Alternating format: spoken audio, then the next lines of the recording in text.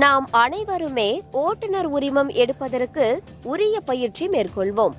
ஆனால் வட்டார போக்குவரத்து அலுவலகத்திற்கு சென்று அங்கு 8 போட்டு காண்பிக்க வேண்டும் என்றும் நிலை வரும்போது மனதுக்குள் ஒரு பயம் ஏற்படும்.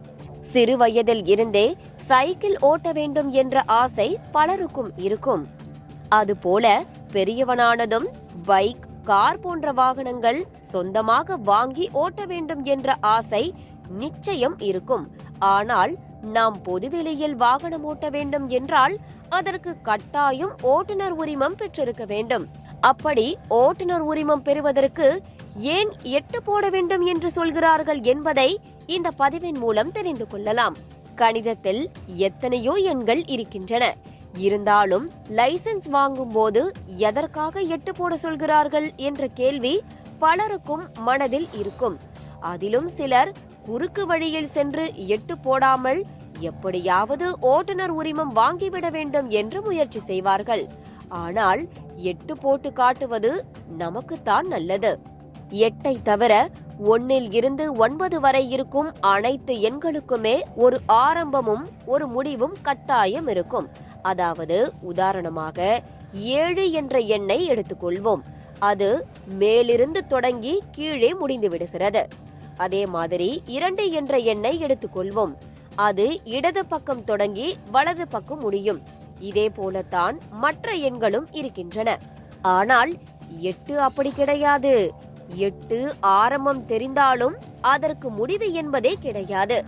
8 என்ற எண் மட்டும் இடைவிடாது தொடர்ந்து கொண்டே இருக்கும் ஒரு எண் வடிவமாகும். ஓட்டுநர் உரிமம் பெறும்போது 8 வடிவத்தில் இருக்கும் இடத்தில் வாகனத்தை ஓட்டி காட்ட வேண்டும் என்று சொல்வார்கள். அப்படி நாம் 8 என்ற வடிவத்தில் வண்டி ஓட்டி காட்டும் போது கால்களை தரையில் வைக்காமல் வண்டியை இயக்க வேண்டும்.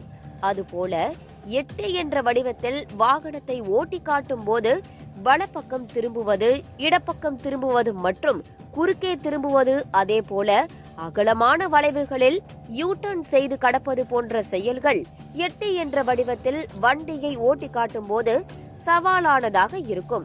அதுபோல வாகனத்தில் செல்லும் போது சாலைகளில் பல இடங்களில் வளைவுகள் இருக்கும். அதை நாம் பாதுகாப்பாகவும் தைரியத்துடனும் கடந்து செல்ல வேண்டும். அப்படி நாம் சாலைகளில் இருக்கும் 8 போன்ற வளைவுகளை கடந்து செல்ல வேண்டும் என்பதற்காகத்தான் ஓட்டுநர் உரிமம் பெறும்போது 8 போட சொல்கிறார்கள். இப்படி 8 வடிவத்தில் இருக்கும் சவால்களை கடந்து அதில் தேர்ச்சி பெறுபவர்களுக்கு ஓட்டுநர் உரிமம் வழங்கப்படுகிறது. அதுபோல ஓட்டுநர் உரிமம் பெற்று வாகனங்களை ஓட்டுவது மிகவும் நல்லது.